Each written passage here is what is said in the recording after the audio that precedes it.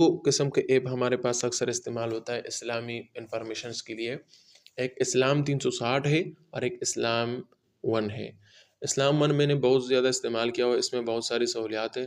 تو اسلام 360 بھی کچھ کم نہیں ہے، دونوں ماشاءاللہ اچھا ہے، لیکن ایک تو آپ نے ڈاؤن لوڈ کرنا ہے.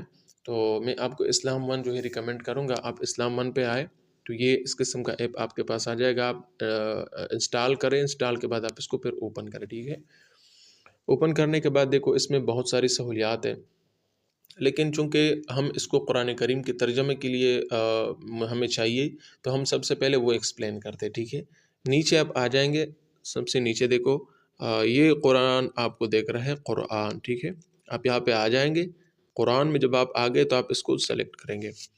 ٹھیک ہے، آپ قرآن میں آ گئے، آپ کو ترجمہ چاہیے نا، تو ترجمہ جب آپ کو چاہیے تو آپ کو کس صورت کی چاہیے؟ مثلا سورہ بقرہ کی کا ترجمہ ہمیں چاہیے.